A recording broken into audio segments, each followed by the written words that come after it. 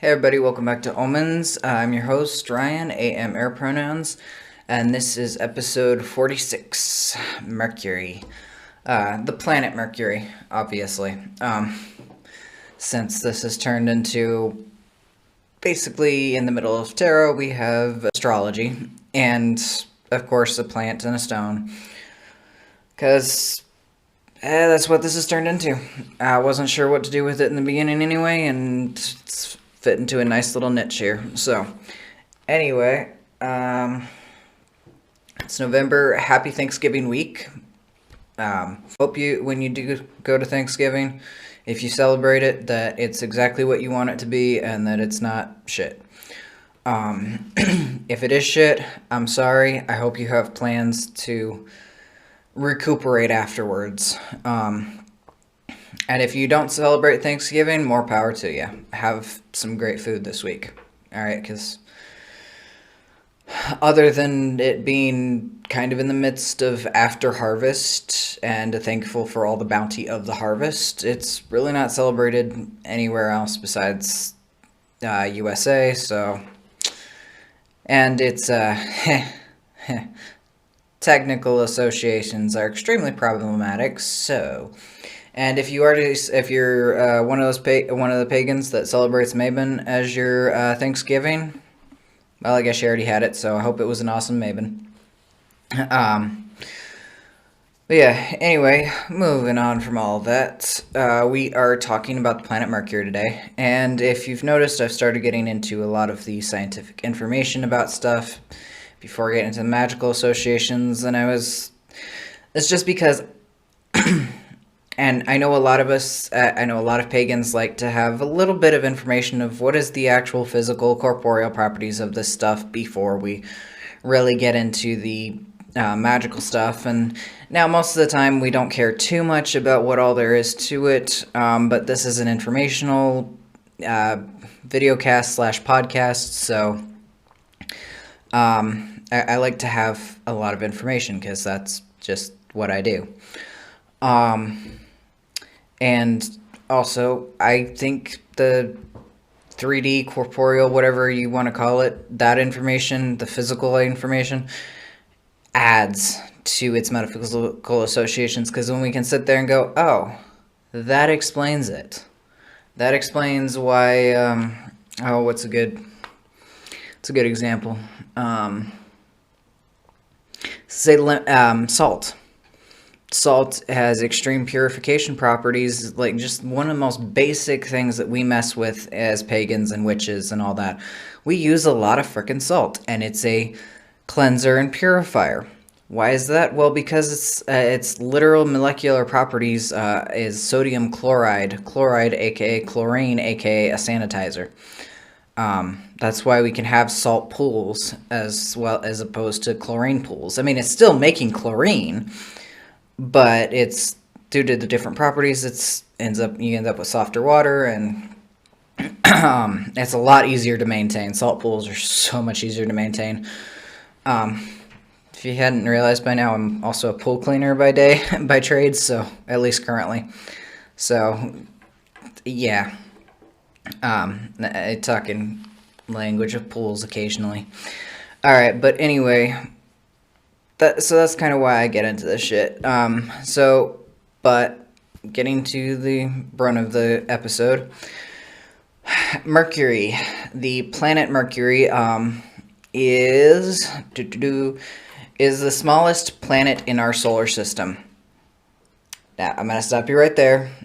I hear the shouts of Pluto.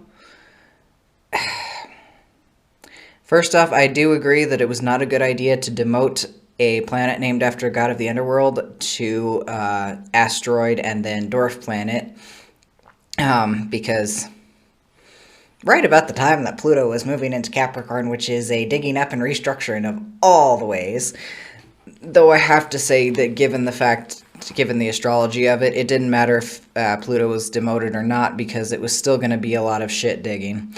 We just wouldn't have something else to blame it on. Pluto is a dwarf planet, which means it's not a planetoid. It's smaller than what they classify as a proper planet. It is still in astrology, it is still one of the main, quote, planetary bodies, one of the main planets, quote, which, as we know, the sun and moon are also considered planets in astrology, even though they're not. So that's not saying much, but Pluto is still extremely essential to a lot of astrology, and we're starting to throw in asteroids in there too, which I will eventually get to. I'm going to talk about the asteroids as well that are essential to, that are not so much essential to astrology, but are coming to be much more understood in astrology. They're much more integrated, and I can't think of the word. I'm not well with the words occasionally. All right. So Mercury is the smallest scientifically proper planet. In our solar system. It is also the closest planet to the sun, which means if you're trying to figure out what sign Mercury is in and you're not sure and you haven't got Google at the moment, all you got to do is figure out what sign the sun is in, which we pretty much always know that. It's fairly common, 21st to 22nd, or 20th, or, 22nd to 21st, whatever, of each month is the sun changing through another sign. Mercury is very close to the sun, so it's almost always in the same sign. And there's going to be some differences because the sun is the focal pinpoint of... well, no, because astrology is Earth-based. So it's going to be slightly different because it's not the sun itself. It's not like right on top of it or anything, but it's very close. So it's always the closest in sign. So it's always going to be in pretty much the same sign. Its orbit is only 87.97 Earth days, so about 88 days. Which means it rotates the entire zodiac in about 88 days, basically, give or take. I think that's correct. Is that correct? That better be correct. Okay,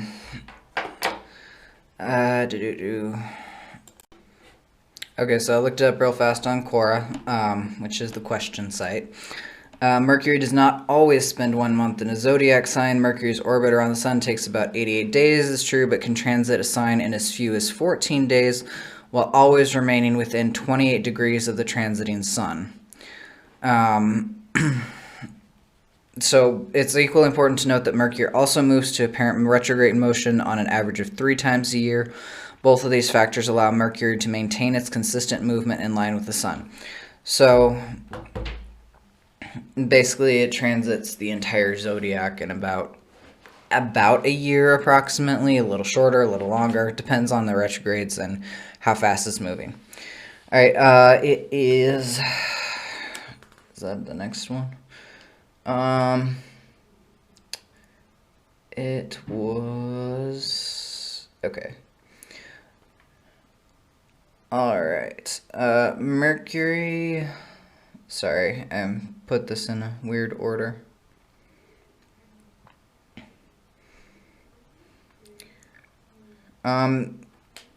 Okay, so due to its proximity to the sun, it means it can only be seen near the western horizon after sunset. So basically it sets right after the sun, so you can just kind of see it like after the sunset. And it's only seen right before the sun rises on the eastern horizon because it's so close to the sun that we only see it for a short period of time, which it led the Greeks to believe it was 2 different planets. So it was known by different names depending on whether it was an evening or a morning star, up until the Greeks realized it was the same planet, and up until they realized that, oh, hey, that's actually the same star or planet, or, well, I think at the time they called them the fixed stars, or no, the wandering stars, sorry, the wandering stars. So they realized that, oh, hey, that's actually the same thing, not 2 different ones. So, but it was known, and I didn't get whether this was which was which, but its 2 names were Hermes or Hermes, the Greek god, so it was named after the Greek god Hermes, the god of messengers, or Stilbon, which means twinkling.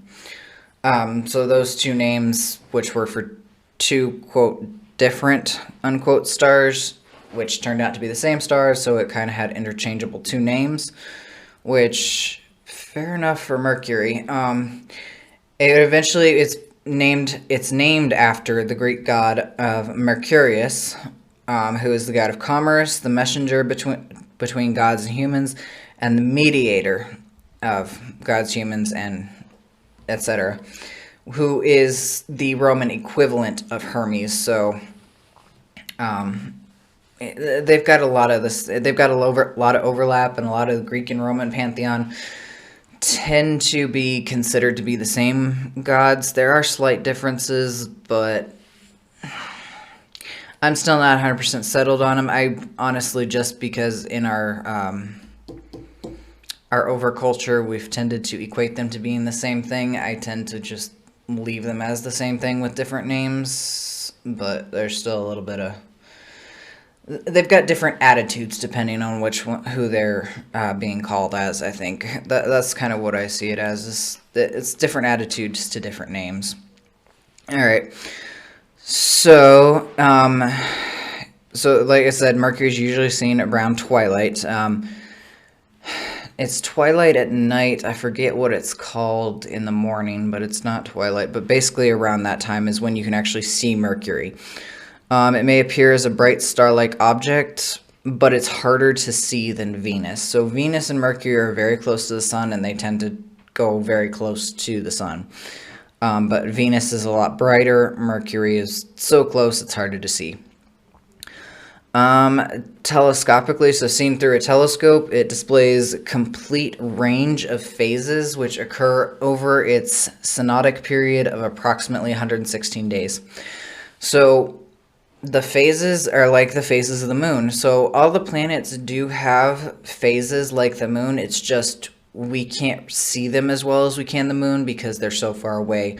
But if you look at them through a telescope, you'll see the shadow of other planets in the way and all that, or basically the shadow of the Earth kind of a deal. Or maybe it's not the shadow of the Earth, but either way, we can still see those same phases.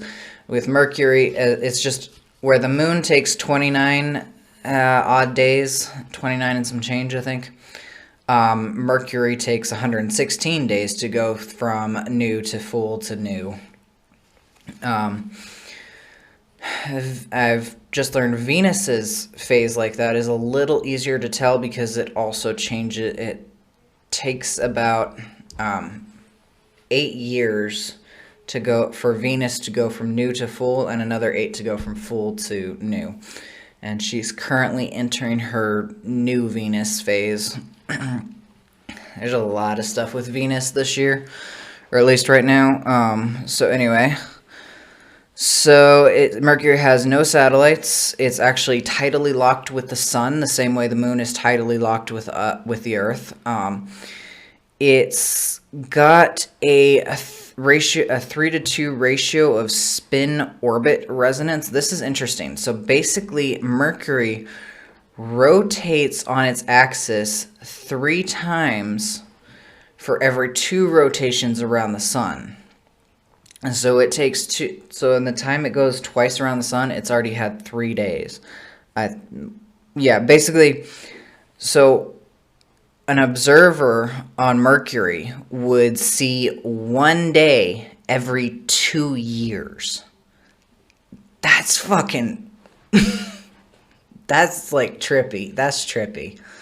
It's like that's freaking trippy. And so, yeah, every 2 rotations around the sun, 1 day every 2 years. See, that doesn't. So it's also its surface is similar to the moon, indicating it basically indicates geological inactivity for billions of years. So it's a very, very dead planet. It's extremely dead.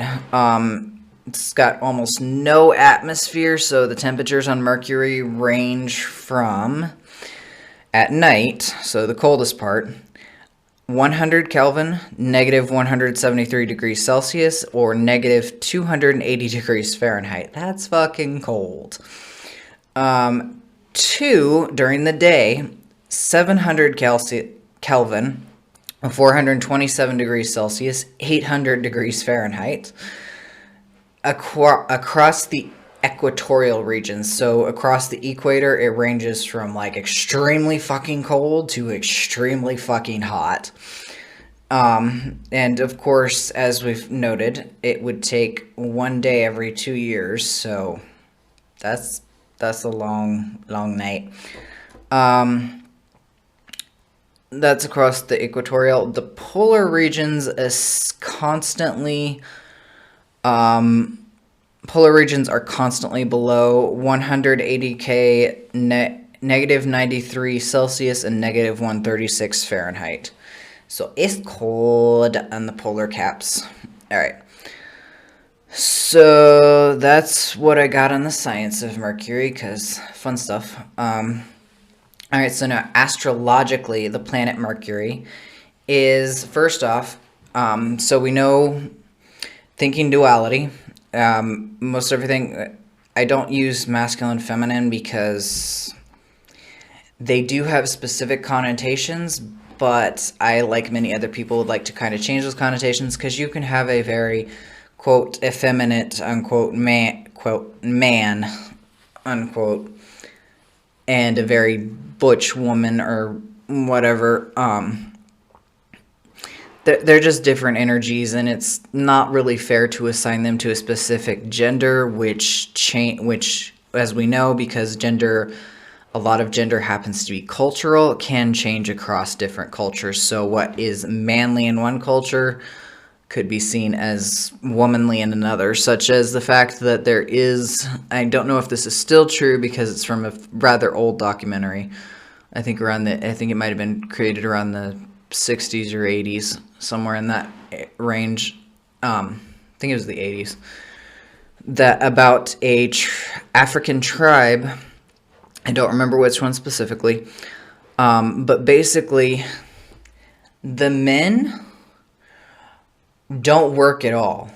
Think kind of the Amazonian myth. The men, except for, well, no, not even that. That's not accurate at all either.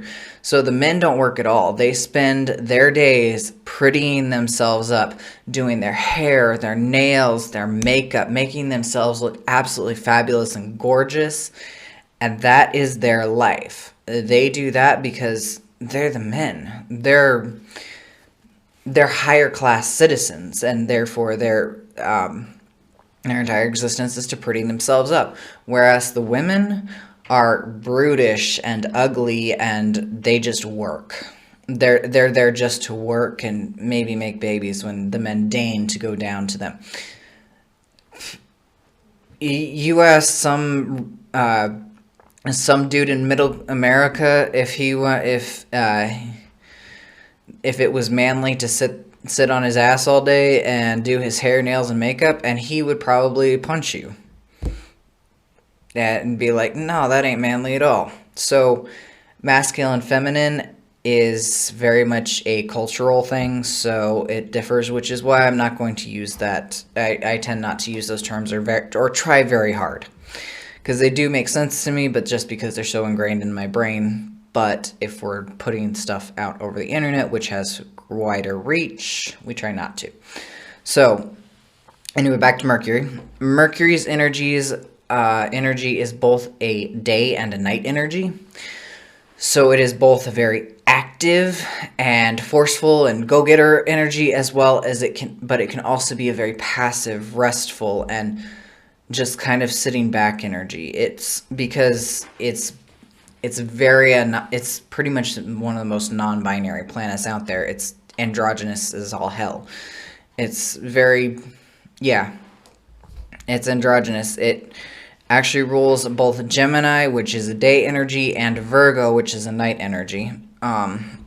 Traditionally, it rules Virgo. Now, as I've said before, I kind of go with Chiron as the ruler for Virgo, but Mercury still is technically the ruler of it, according to most people. Mercury rules the mind, communication. It's the messenger planet, so a lot of words, a lot of back and forth. It kind of rules emails and phone calls, and it's also the ruler of technology. It's an innovator. Rules detail. It has to do with detail, technical ability, perception, learning and coordination. And where did I put that? It's also the talker. Excuse me. It can be Mercury can be curious and witty, sociable and versatile, or nervy or nervous. OCD, high strung. So, in its positive aspect, it's talkative. It's curious. Their Mercury is sociable and able to flip between different places. In its negative aspect, it's oh god, gotta fix this, gotta do that, gotta do it's really nerves on high alert, does not stop type deal. Mercury is associated with the trickster archetype. It goes retrograde 3 to 4 times a year, approximately. And Mercury retrograde is known for causing technical snafus and miscommunication. It basically turns conventional rules on their head, which is interesting. However, I have found out if you were born during a retrograde, things might actually work easier for you during a retrograde.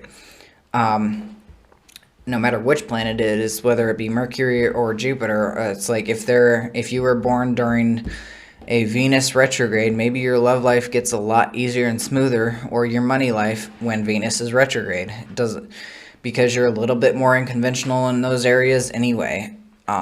So when the conventional rules get turned on their head, you can go with the flow. It's a lot easier. So Mercury works to transmit messages from the sun to the earth. So basically, messages from our head going to our body. So think the brain. Mercury has to do a lot with the brain as well. And the nervous system as well, because that's a communication array. Our nervous system is literally a communication array, which takes messages from our brain and sends them to our body so our fingers move and we can talk and basically anything. Even those unconscious twitches are your brain going, something's been too still for so long, go take care of that, and then the nerves fire off and something goes twitch, and it's like, okay, we're still, and then they report back to the brain, and the brain's like, okay, it's still alive, okay, we're good. Your brain often thinks you're dead, by the way. Alright, it traverses the zodiac approximately 1 year. Mercury rules the 3rd and 6th houses. The 3rd house is about communication, our siblings, immediate family, our immediate associations, basically. And the 6th house is the house of service and health. So Mercury rules that as well. So being of service to others or of service to yourself and how your health acts. Mercury governs friendship, mental health, and apparently that's all I got on that. So yeah, Mercury in your chart has to do with how you think, where your mind's often at, and all that lovely other stuff. Yeah, so yeah, that's Mercury. Mercury, if you ever are like, I cannot seem to figure out how to actually communicate with someone. Do I like typing more? Do I like talking out loud? No, we know our own style of communication usually pretty well. If we're trying to figure out someone else's, it can be a lot more difficult. But in that case, we can always go,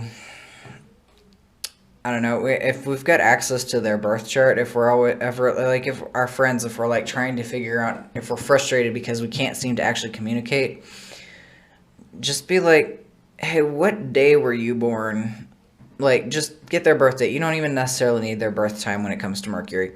Just plug that in, just do a normal, like, 0, and, like, look where their Mercury at is in their chart, and you're like, and you can get a better idea of how they communicate. It might be easier to, which would make it easier for y'all to get along, because you can figure out how they communicate, so you can actually talk to them and know they're listening.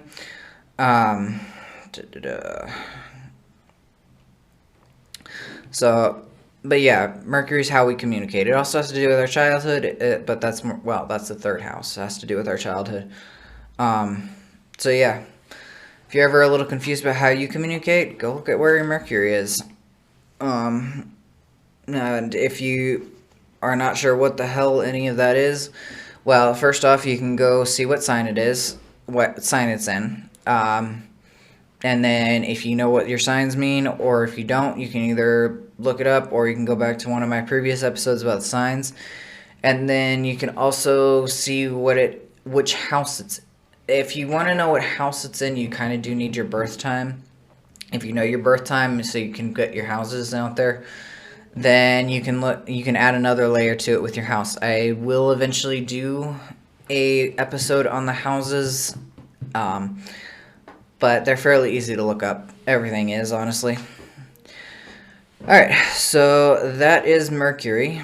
So, moving on, the plant I'm going to talk about today is lemongrass, which is ruled by Mercury.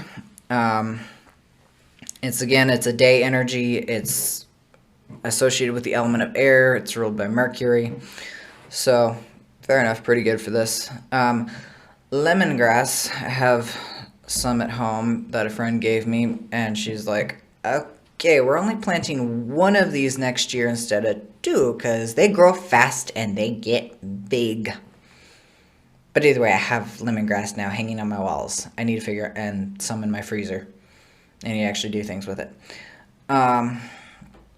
So, anyway, lemongrass, specifically, the specific type we're talking about is Cymbopogon citritus, and I'm hoping I'm saying that right.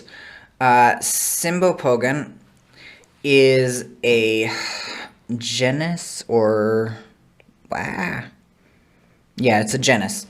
Cymbopogon, which comes from the Greek kymba, it might be Cymbopogon.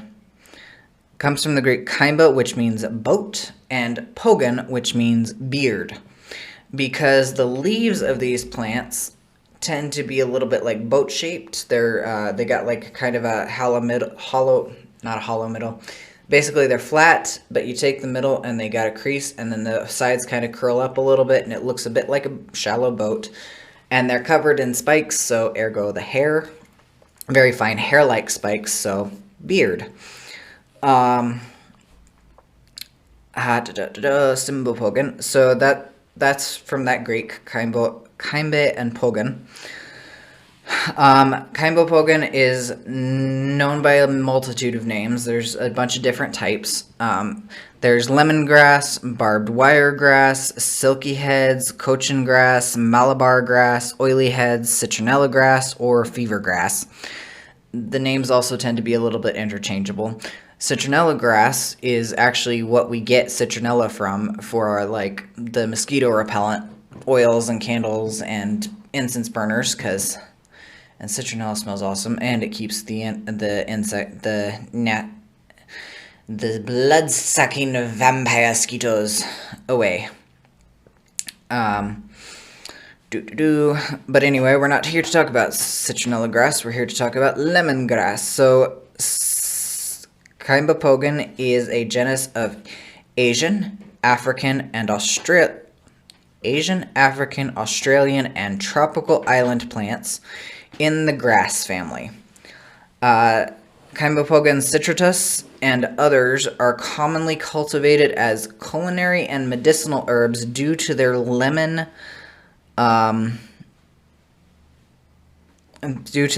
scent. Let's see, citritus. Oh, so Cymbopogon citritus, which is the West and Indian lemongrass, specifically. So West Indian lemongrass, native to maritime Southeast Asia, is more suitable for cooking. West Indian. Okay, hang on. What are my notes? All right, so there's a few citrus. There's a few different grasses that are cultivated for culinary and medicinal herbs due to their lemon scents, but more specifically, West Indian lemongrass, which is native to maritime Southeast Asia, is more suitable for cooking. It's used in both perfumes and medicines in India. It's used as an anti-anxiety tea in Brazil, but there has been a study on it, but it found no effect. So in that case, it's not necessarily an actual chemical effect. It's probably more of a placebo effect, which is this smells like lemon, and it smells calming, and it smells bright and cheery, and it's a little slower. So it's more of a placebo effect to just kind of help calm you down. Doesn't mean it's not worthwhile. Placebo effect is amazingly good at some shit. It won't cure everything, but it's not bad for you.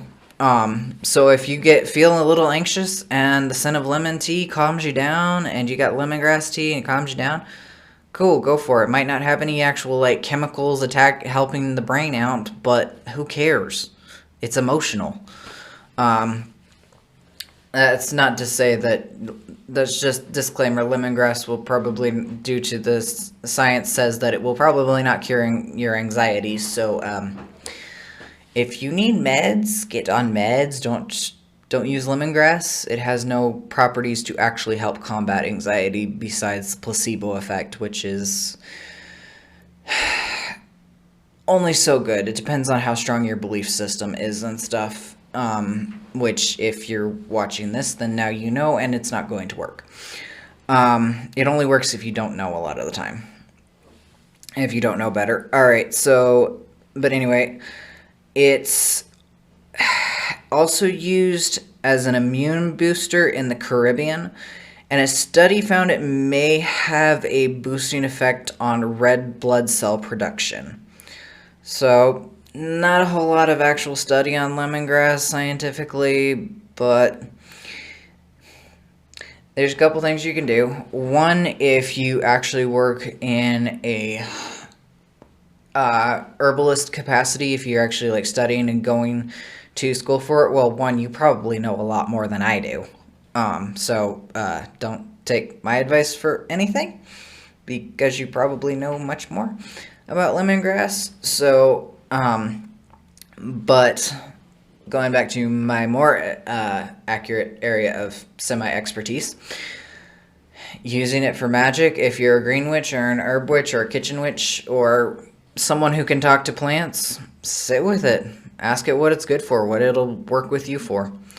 Always do that sort of shit. Always talk to your plants. I really ought to do that more often. Take my own advice occasionally. Alright. May have a boosting effect on our blood cell protection, which, I mean, that's never... Well, it's probably a bad thing if you've got, overactive red blood cell production. So if you have that, probably not a good idea to do lemongrass. Or maybe talk to your doctor about it. In beekeeping, lemongrass oil imitates the pheromone of that attracts bees to a hive or swarm. And I thought that was interesting, and it will come up. Actually, I thought it was interesting because it's so it's ruled by Mercury, as I've said. It's a day energy. It's air. It's what was I thinking with this when I brought it up? Trying to think. Well, it'll come to me. All right, so in hoodoo, American hoodoo, lemongrass oil is the primary ingredient of Van oil, which, whether in Van oil or by itself, helps protect against evil. It helps to spiritually clean a house, or cleanse a house, as most people say, and bring good luck in love affairs. According to Scott Cunningham, lemongrass planted around home and in the garden to repel snakes. It can be used in some lust potions and in some infusions to aid in developing psychic powers. I don't remember why the bees were so interesting. I think it was just a cool little fact. Because it smells like home to them, I guess. It smells like creating a swarm. Which, I mean, makes sense if it would be, if you see that and then you're like, okay, that's comforting. It's got a home smell. It's got a homey feeling. So, yeah, it probably would help with anxiety in that case because it's an emotional memory thing because scent is connected to memory and all that. So it's an interesting thing. But one of its big things is, so Scott Cunningham says to plant it around to repel snakes, basically kind of a protection thing. Hoodoo uses it as a protective and to help clean, basically. That's not what I want to do. And then apparently good luck in love affairs, so lust potions, love, lust, all that. Scott Cunningham, of course, adds aid in developing psychic powers, but that's just SC, so like I said, talk with your lemongrass. Talk with your plants. Alright, so that's the plants for today. The stone we have is citrine or citrine or... Yeah, basically, I've always pronounced it citrine, but I know people that pronounce it citrine. I think both are technically correct. But anyway, I'm going to say citrine. So citrine is a type of quartz, and I know I haven't done quartz on here, so this is going to be a little bit quartz-based here at the beginning. So it is a type of quartz, and quartz is a hard crystalline mineral composed of silica or silicon dioxide. Silica atoms linked in a continuous... So basically the atom structure of quartz is a continuous framework of silicon and 4 oxygen, 1 silicon and 4 oxygen atoms, all linked in a hexadronical, where'd it go? A tetrahedra, which is basically one molecule sits in the middle, and then there's one out here, and one out there, and one up here, and one over there. So there's 3 pointing out and 1 pointing up, and they're all kind of like pointing at angles. So silicon sits in the middle, oxygen floats around it, and then 2 of those oxygen molecules are always linked to another tetrahedron. So basically it ends up with a molecular structure or a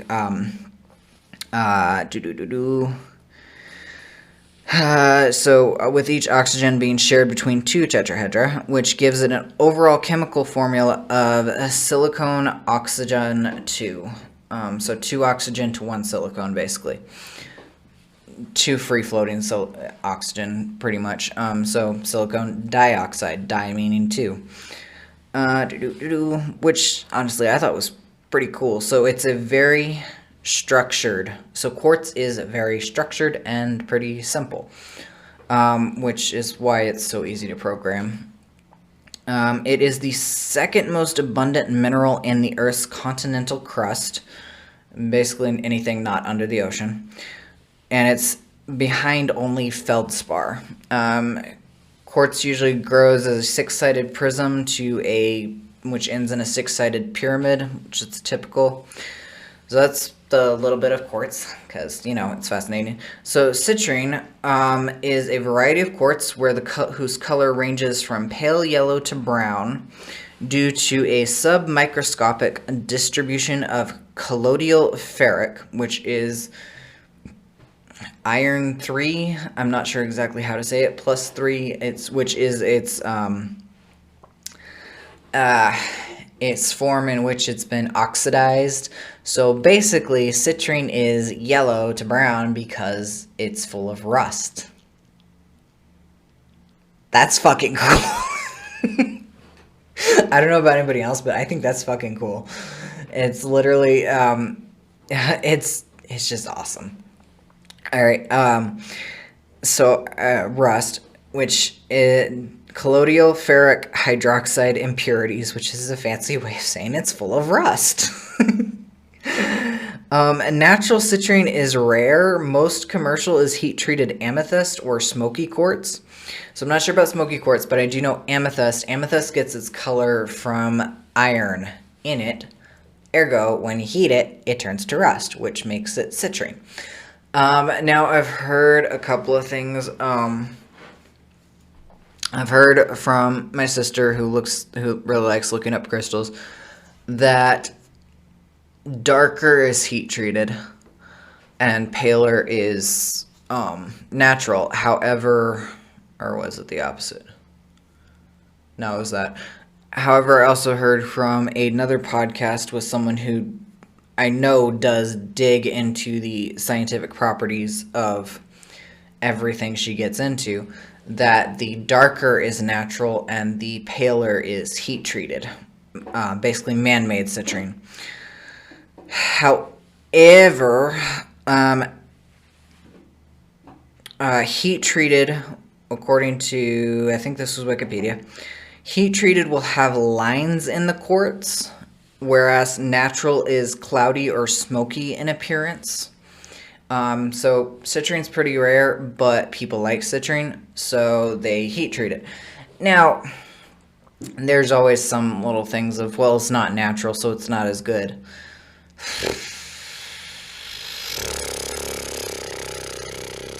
All they did was speed up the process. It's maybe a little faster feeling than natural would be, which if darker is natural and lighter is heat treated, well, then you can see it in the color. The lighter the citrine, the faster it feels, to me at least. And the darker, the more heavier and slower and more stately it feels, which, I mean, would make sense. If darker is natural, then it's a little slower because it took longer to heat up to that point. Whereas the lighter ones, it's like they kind of flash heated it, so it's still going to work. It's still going to work basically the same. It's just one's going to be faster than the other. So, I mean, you do you. Whatever feels most comfortable. Me, I don't care. I'll use man-made stuff because it's only, quote, man-made, unquote, to me. It's like it's all in quotation marks or inverted commas or whatever you want to call it.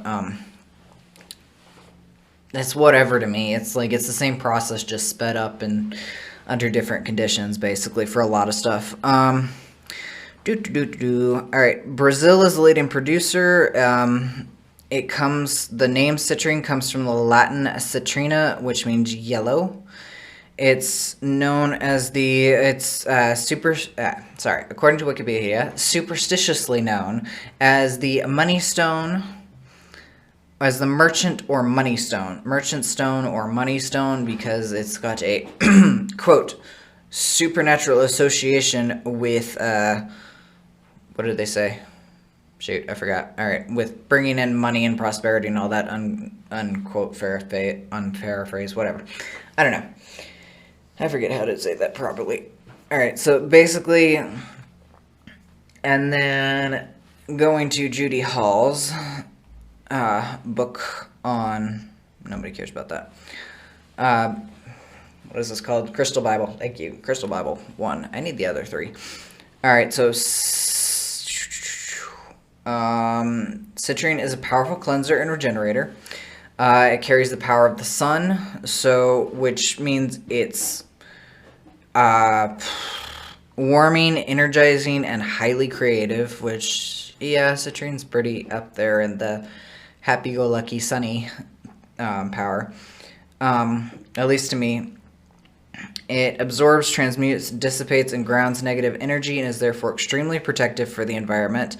She puts this as one of the crystals that never needs cleansing. I'm always like, you do you. It's like, if you feel it needs a cleansing, do a cleansing on it. If you feel it doesn't, don't. That's like, don't ever go with somebody else's rules for cleansing your stuff. Like, in my case, I hardly ever cleanse most of my stuff because, not even when I first get it, because I am such a, this is now mine, and it will be filled with my energy, that it gets to the point where it's like, Clean what? Some grime off of it? Okay. I mean, occasionally I will have stuff where it's like, okay, this does need a cleansing on it, because that does happen on occasion. But I do it by feel. I don't have, some people have rules, like they do it like every full moon or every other full moon or whatever, or every some amount of time they've decided that feels right to them, they cleanse their stuff.